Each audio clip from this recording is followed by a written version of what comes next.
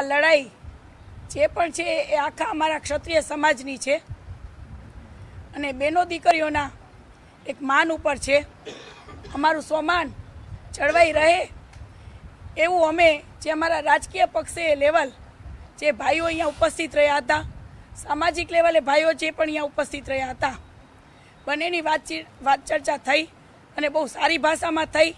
અને ક્ષત્રિય સમાજ કોઈ દિવસ બે ભાગલા પડ્યા નથી અને પડશે પણ નહીં.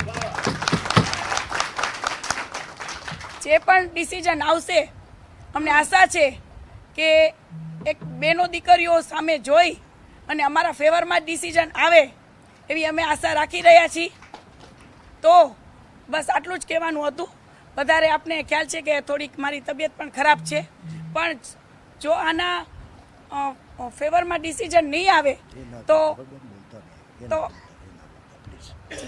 હું આનું પર અત્યારે તો અનશન ઉપર છું. અમારું ડિસિઝન બસ એક જ છે કે રૂપાલાભાઈની ટિકિટ રદ થાય. આખા ક્ષત્રિય સમાજનું ડિસિઝન એ છે અને એ જ રહેશે.